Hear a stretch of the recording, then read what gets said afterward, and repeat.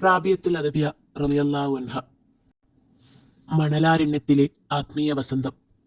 ഹിജ്റ 2-ാം നൂറ്റാണ്ടിൽ ഇറാഖിലെ ബസ്രയിലാണ് റാബിയ ജനിച്ചത്. അതിദാരിദ്ര്യത്തിലായിരുന്നു ആ കുടുംബം.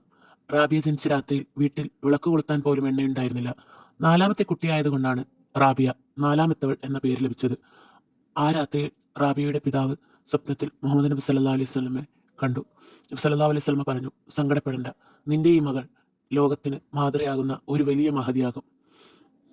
നബി സല്ലല്ലാഹു അലൈഹി വസല്ലമ പറഞ്ഞു, ബസ്രയിലെ ഗവർണറുടെ അടുത്ത് പോയി നീ എൻ്റെ സന്ദേശം അറിയിക്കുക.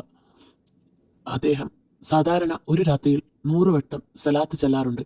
എന്നാൽ ഇന്നലെ അത് മറന്നുപോയി.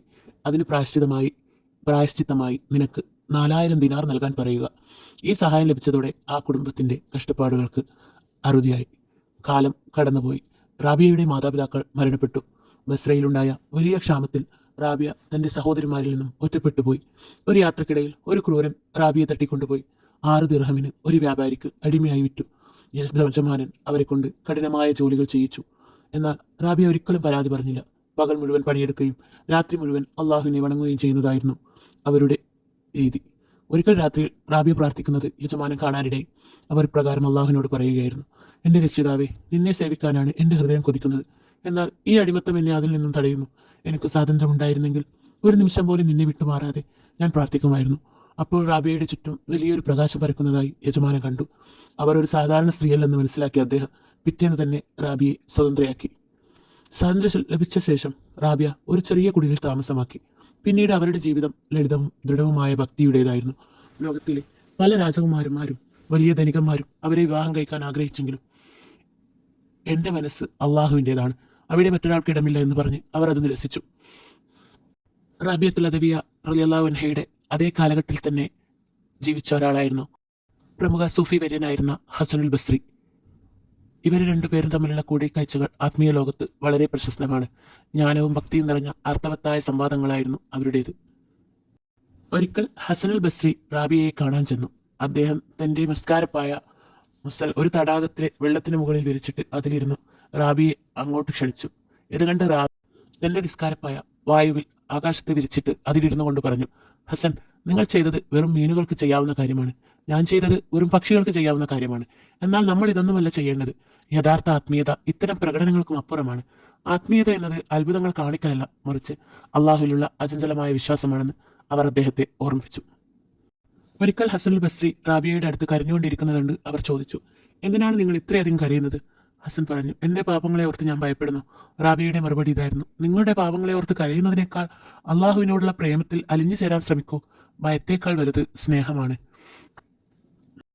ഈ കൂടിക്കാഴ്ചകൾ കാണിക്കുന്നത് റാബിയത്തുൽ അദബിയ കേവലം ഒരു ഭക്ത മാത്രമായിരുന്നില്ല, മറിച്ച് തന്റെ കാലഘട്ടത്തിലെ വലിയ പണ്ഡിതന്മാർക്ക് പോലും വഴിവിളക്കായ ഒരു ആത്മീയ ഗുരുവായിരുന്നു എന്നാണ്. ഇവർ രണ്ടുപേരും ഒരേ കാലഘട്ടത്തിൽ ബസ്രയിൽ ജീവിച്ചിരുന്നവരാണ്. ഹസനുൽ ബസ്രി അക്കാലത്തെ പണ്ഡിതനും പ്രഭാഷകനുമായിരുന്നു. എന്നാൽ പല ആത്മീയ സംശയങ്ങൾക്കും അദ്ദേഹം റാബിയെ സമീപിക്കാറുണ്ടായിരുന്നു. ഹസനുൽ ബസ്രി അറിവിനെക്കുറിച്ച് സംസാരിക്കുമ്പോൾ റാബിയ ആ അറിവ് ജീവിതത്തിൽ എങ്ങനെ അനുഭവിക്കാമെന്ന് കാണിച്ചു കൊടുത്തു. ഒരിക്കൽ ഹസൻ പറഞ്ഞു, ദുനിയാവിനെ ഉപേക്ഷിച്ചാൽ മാത്രമേ നമുക്ക് വിജയിക്കാൻ കഴിയൂ. അപ്പോൾ റാബിയ റളിയല്ലാഹു അൻഹ തിരുത്തി, ദുനിയാവിനെ ഉപേക്ഷിക്കുകയല്ല വേണ്ടത്, പകരം അള്ളാഹു അല്ലാത്ത മറ്റൊന്നിനും ഹൃദയത്തിൽ സ്ഥാനം നൽകാതിരിക്കുകയാണ് വേണ്ടത്. യഥാർത്ഥ സ്നേഹം അത് അള്ളാഹുവിനോടുള്ള സ്നേഹമാണെന്ന് റാബിയത്തുൽ അദബിയ റളിയല്ലാഹു അൻഹ പറയുന്നു. 2 തരം സ്നേഹത്താൽ ഞാൻ നിന്നെ സ്നേഹിക്കുന്നു. ഒന്ന് എൻ്റെ സന്തോഷത്തിന് വേണ്ടിയുള്ള സ്നേഹം, മറ്റൊന്ന് നീ സ്നേഹിക്കപ്പെടാൻ അർഹനായതുകൊണ്ടുള്ള സ്നേഹം. ഒരിക്കൽ ഒരാൾ ചോദിച്ചു, നിങ്ങൾ ആരാധിക്കുന്ന ദൈവത്തെ നിങ്ങൾ കാണുന്നുണ്ടോ? റാബിയ മറുപടി പറഞ്ഞു, ഞാൻ കാണാത്ത ഒന്നിനെ ഞാൻ ആരാധിക്കാറില്ല. കണ്ണുകൾ കൊണ്ടല്ല, ഞാൻ ഹൃദയത്തെ കൊണ്ട് ദൈവത്തെ തൊട്ടറിയുന്നതിനാണ്. ഒരിക്കൽ റാബിയ റളിയല്ലാഹു അൻഹയ്ക്ക് കഠിനമായ ഒരു അസുഖം വന്നു. അപ്പോൾ കാണാൻ വന്നവർ ചോദിച്ചു, എന്താണ് ഇതിന് കാരണം? അവർ പറഞ്ഞു, ഞാൻ സ്വർഗത്തെക്കുറിച്ച് ഒന്ന് ചിന്തിച്ചുപോയി. അപ്പോൾ എൻ്റെ നാഥൻ എന്നെ ഒന്ന് തഴുകി. തന്റെ സമീപത്തിന് പകരം ഞാൻ സ്വർഗത്തെ ആഗ്രഹിച്ചതിനുള്ള ഒരു താക്കീതാണിത്. ഒരിക്കൽ ഹസനുൽ ബസ്രി റാബിയയുടെ അടുക്കൽ ചെന്ന് ചോദിച്ചു, നിങ്ങൾ എങ്ങനെയാണ് ഈ വലിയ പദവിയിലെത്തിയത്? റാബിയ മറുപടി പറഞ്ഞു, എനിക്കുള്ളതെല്ലാം ഞാൻ അവനിൽ സമർപ്പിച്ചു. അപ്പോൾ അവനുള്ളതെല്ലാം എനിക്ക് നൽകി. ഹസനുൽ ബസ്രി ഒരിക്കൽ റാബിയ റളിയല്ലാഹു അൻഹയെ വിവാഹം കഴിക്കാൻ താല്പര്യം പ്രകടിപ്പിച്ചു. അപ്പോൾ റാബിയ റളിയല്ലാഹു അൻഹ അദ്ദേഹത്തോട് 4 ചോദ്യങ്ങൾ ചോദിച്ചു. 1, ഞാൻ മരിക്കുമ്പോൾ ഈമാനോട് കൂടി മരിക്കുമോ അതോ ഇല്ലയോ? രണ്ടാമത്തെ ചോദിച്ചത്, ഖബറിൽ എന്നെ ചോദ്യം ചെയ്യുമ്പോൾ എനിക്ക് ഉത്തരം നൽകാൻ കഴിയുമോ? 3-ാമത്തെ ചോദ്യം, വിധി ദിവസം എൻ്റെ കർമ്മരേഖ ഇടത് കൈയിലാണോ അതോ വലത് കൈയിലാണോ ലഭിക്കുക? 4-ാമത്, അന്ന് ഞാൻ സ്വർഗവാസികളിൽ പെടുമോ അതോ നരകവാസികളിലോ? അപ്പോൾ ഇമാം ബസ്രി പറഞ്ഞു, ഇതിനെല്ലാം അള്ളാഹുവിനെ അറിയൂ, എനിക്കറിയാൻ കഴിയില്ല. അപ്പോൾ റാബിയ പറഞ്ഞു, ഇത്രയും വലിയ കാര്യങ്ങൾ എൻ്റെ മുന്നിൽ കിടക്കുമ്പോൾ എനിക്കെങ്ങനെയാണ് ഒരു ദാമ്പത്യ ജീവിതത്തെക്കുറിച്ച് ചിന്തിക്കാൻ കഴിയുക? റാബിയത്തിൽ റളിയല്ലാഹു അൻഹയുടെ ജീവിതത്തിൽ ഒരുപാട് അത്ഭുത സംഭവങ്ങൾ നടന്നിട്ടുണ്ട്.